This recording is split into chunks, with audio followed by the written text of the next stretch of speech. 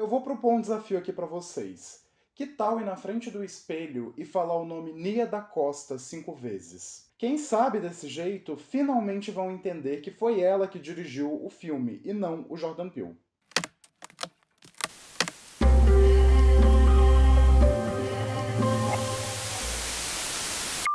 Olá, sejam muito bem-vindos ao Fita Maldita. Eu sou Gustavo Fiô e no vídeo de hoje nós vamos nos reunir novamente com o Homem dos Doces, enquanto ele renasce em uma nova mitologia e ressignifica ainda mais suas origens e o seu passado. Pois é, eu vi a Lenda de Candyman e vim aqui falar um pouquinho sobre o que eu achei do filme com vocês. Só que antes da gente se assombrar com essa figura macabra, os recadinhos de sempre. Não se esqueça de curtir o vídeo, se inscrever no canal caso ainda não seja inscrito, ativar o sininho para receber todas as notificações, me seguir nas redes sociais que estão linkadas aqui na descrição e também compartilhar com seus amigos, para trazer mais almas pro Fita Maldita. The legend is, if you say his name Candyman. 5 times Candyman. while looking in the mirror, Candyman. he appears in the reflection. Um aviso rápido. Esse vídeo vai ter muitos spoilers do filme, então se você ainda não assistiu, esteja avisado. Recentemente eu fiz um vídeo aqui no canal para comentar um pouco sobre a saga de Candyman, tanto o conto original do Clive Barker quanto os filmes que saíram na década de 90. E nesse vídeo eu prometi que eu ia fazer em breve uma review do A Lenda de Candyman, o novo filme da franquia, e esse dia finalmente chegou. Dirigido e co-roteirizado pela Nia da Costa, A Lenda de Candyman acabou de sair nos cinemas e já está disponível aí em umas certas locadoras digitais. O filme foi lançado pela Universal Pictures e vale lembrar que originalmente ele iria sair em 2020, só que por conta do corona ele teve que ser adiado. O filme foi produzido pelo Jordan Peele, que também escreveu o roteiro junto com a Nia e com o Wim Rosenfeld. E eu achei muito importante começar o vídeo daquela forma por um motivo bem simples. Tem muita gente apagando o nome da Nia da Costa da divulgação e, enfim, das críticas desse filme. Muita gente falando como se fosse apenas um filme do Jordan Peele. E isso não é nada contra ele. Eu gosto muito do Jordan Peele, eu acho ele um dos melhores cineastas da atualidade, mas ao mesmo tempo esse filme tem vários aspectos que provam por A mais B como ele é um filme da Nia da Costa. E eu acho um grande insulto tirar dela esse mérito. Então só parem. I feel really connected to this neighborhood. Cabrini Green. It was the projects. Na trama, a gente conhece o Anthony McCoy, um artista que está pesquisando um pouco mais sobre o passado do Cabrini Green para fazer uma exposição. E durante essa pesquisa, ele acaba se deparando com a lenda de Candyman, só que isso vai deixando ele cada vez mais obcecado. Ele passa a surtar, pensando muito nessa história, nesse trauma compartilhado, e isso acaba tendo uma repercussão muito grande na vida dele, não só mental, como também física. O Anthony mora junto com a namorada, a Brianna Cartwright. Ela é uma diretora de galeria de arte e a gente vê ela sempre tentando se manter fiel às próprias origens e aos próprios ideais. E a gente vê que ao mesmo tempo que ela incentiva o Anthony a procurar por uma inspiração mais profunda, ela é uma das primeiras a sentir todo o impacto que isso causa nele. E de verdade, eu não consigo definir quem que é o protagonista aqui. Eu acho que os dois compartilham de um tempo de tela bem equivalente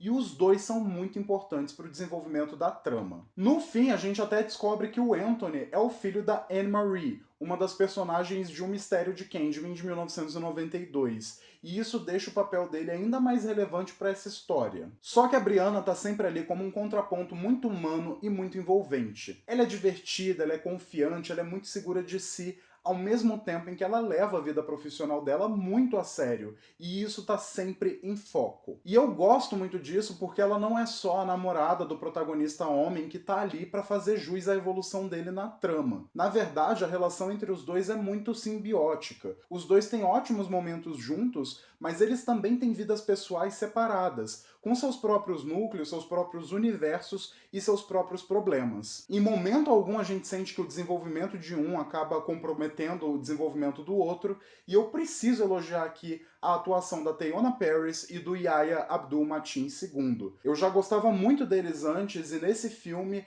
eu simplesmente fiquei apaixonado, encantado e desesperado para ver eles em mais projetos.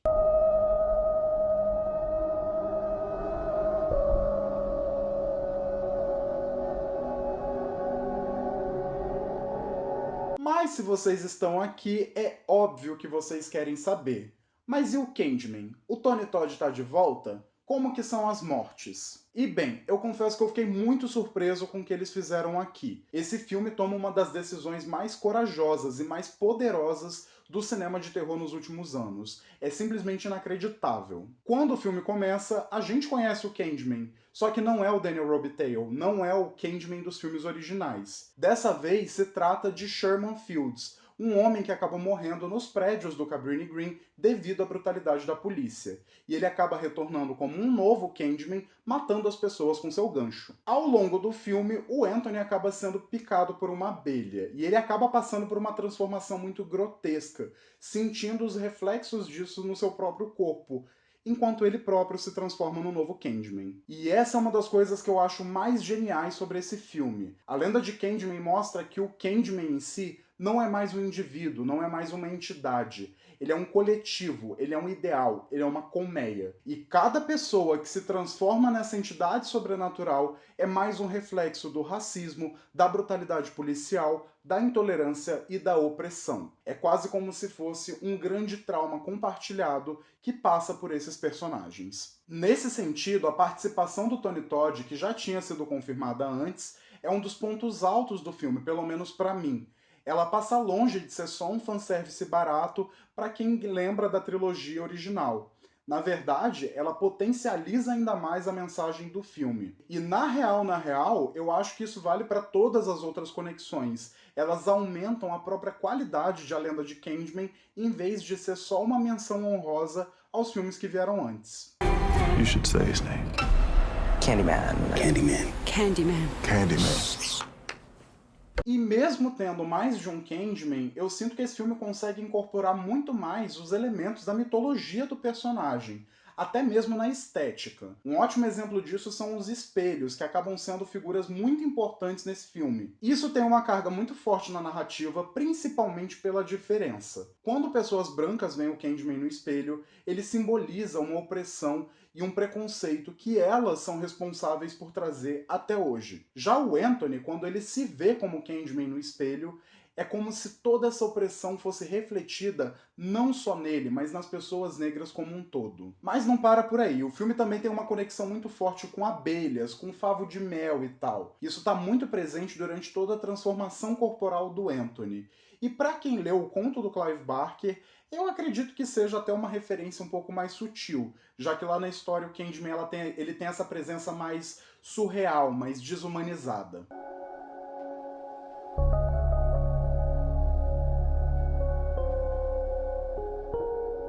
Desde que eu soltei o vídeo da franquia na semana passada, algumas pessoas vieram me perguntar se precisava ver algum dos filmes originais para poder aproveitar o filme novo. E aqui a minha resposta continua sendo a mesma. Precisar, você não precisa de nenhum. Mas, para vocês aproveitarem ao máximo A Lenda de Candyman, a minha recomendação é: assistam pelo menos O Mistério de Candyman de 1992. O novo filme se espelha em muita coisa do original, ao mesmo tempo em que ele não tenta ser um reboot modernizado, intelectual. Não, na verdade ele realmente traz de volta muitos elementos da trama do Mistério de Candyman, ao mesmo tempo em que a Nia da Costa sabe o momento exato de colocar o dedo na ferida e corrigir algumas das problemáticas do filme do Bernard Rose. E é bem curioso pensar um pouco nessa relação, porque pra mim, A Lenda de Candyman ressignifica toda a franquia do Candyman nos cinemas. E se a gente levar em conta que a própria franquia é uma ressignificação do conto do Clive Barker,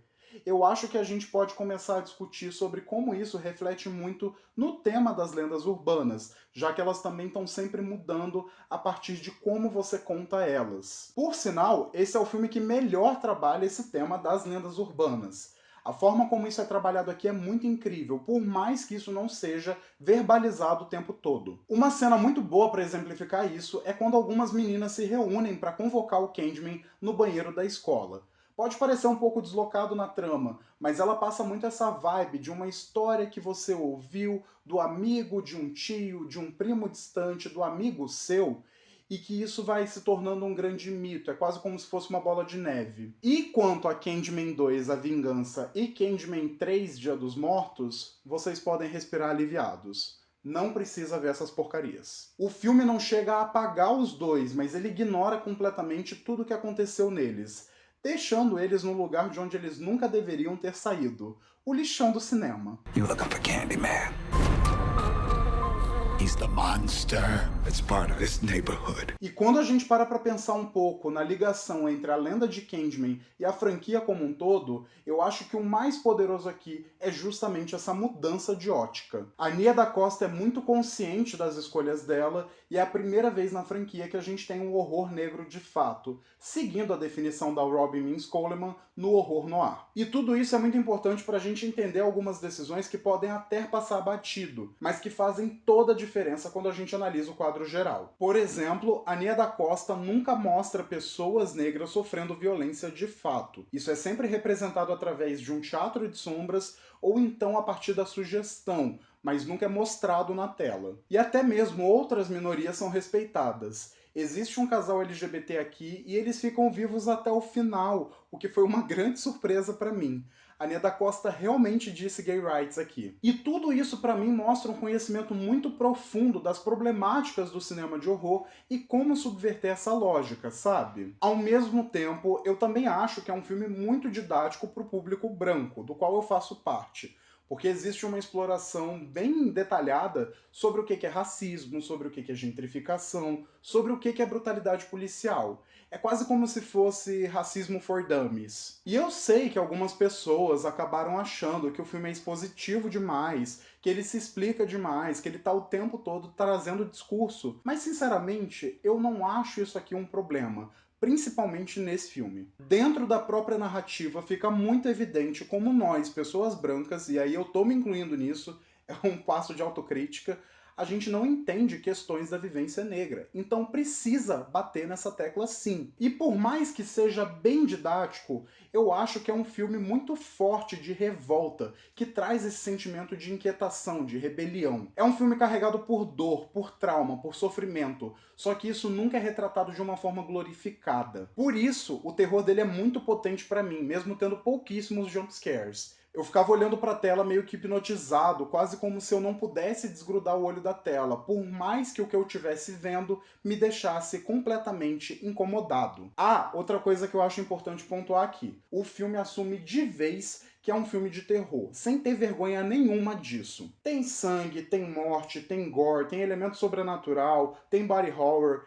e isso tudo é colocado de uma forma muito presente na trama, sem que seja um pós-horror, sem que a Nia da Costa esteja dizendo que é um filme de arte, como alguns diretores metidos a intelectuais por aí. E ao mesmo tempo, é muito a cara da diretora, então não dá pra categorizar ele muito bem como um slasher tradicional, como eram os filmes originais. E já que eu falei ali de filme de arte, eu acho importante trazer pra mesa também o como as discussões sobre arte em si no filme são muito boas. Por exemplo, a gente tem o Anthony, que começa a pintar quadros inspirados no Candyman, e conforme a obsessão dele vai ficando cada vez mais forte, mais evidente, o próprio corpo dele passa a ser a tela para essa ideia se manifestar. E juntando isso com o que eu falei antes, eu acho que até a discussão sobre gentrificação acaba tendo um duplo sentido aqui, porque ela fala tanto sobre o problema social, como também sobre essa tendência atual do nosso cinema de terror que foi sequestrado por críticos e por cineastas bem snobs que insistem em dizer que terror não é um gênero que pode tratar de temas sérios, que pode tratar de questões sociais, que ele é inferior e por isso você precisa criar essa categoria do pós-horror, ou do horror elevado, ou qualquer um desses nomes besta que vocês já ouviram por aí. E pra mim faz toda a diferença ter uma diretora que sabe com que ela tá trabalhando, que sabe com qual gênero ela tá mexendo. Ela conhece muitas convenções e clichês dos filmes de terror, às vezes ela acaba usando isso a favor dela, a favor do próprio filme, e às vezes ela também subverte, e isso gera uns momentos bem bacanas. Todas as cenas de body horror, por exemplo, acabam tendo uns respingos muito fortes de A Mosca, do Cronenberg, ao mesmo tempo em que toda aquela sequência da galeria, por conta das luzes, das cortinas e tudo mais, acaba remetendo um pouco do Suspiria original, por mais que eu não ache que seja uma referência direta. E uma cena que eu não posso deixar de mencionar é quando a Brianna abre a porta de um porão, olha lá embaixo e só fecha. Tipo, não vou, sabe?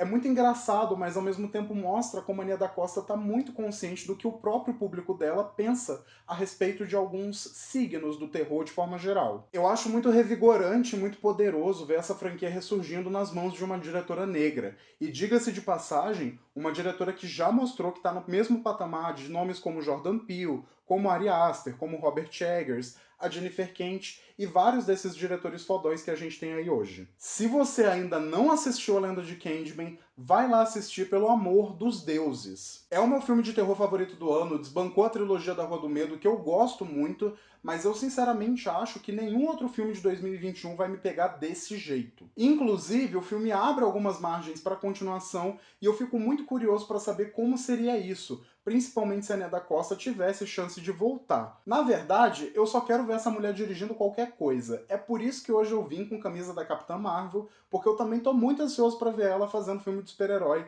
por mais que eu esteja um pouco cansado desse gênero. A culpa é sua, Disney. Enfim, digam aí o que vocês acharam sobre a Lenda de Candyman, se vocês gostaram do filme tanto quanto eu, e do que vocês acharam do trabalho da Nia da Costa aqui. E eu sei que eu falei no começo do vídeo, mas não custa repetir. Não esquece de curtir o vídeo, se inscrever no canal, compartilhar, me seguir nas redes sociais, sabe? Por favor, ajuda o tio aí. E não se esqueçam, eu vejo vocês muito em breve. Aliás, uma salva de palmas pra minha pessoa, porque quando começou o filme, eu achei que tinha alguma coisa errada com ele, porque os créditos estavam meio estranhos, eles estavam espelhados, assim. E eu já tava puto, eu já tava a ponto de reclamar, falando, meu Deus, o filme veio errado, façam alguma coisa. E aí eu percebi que era o conceito.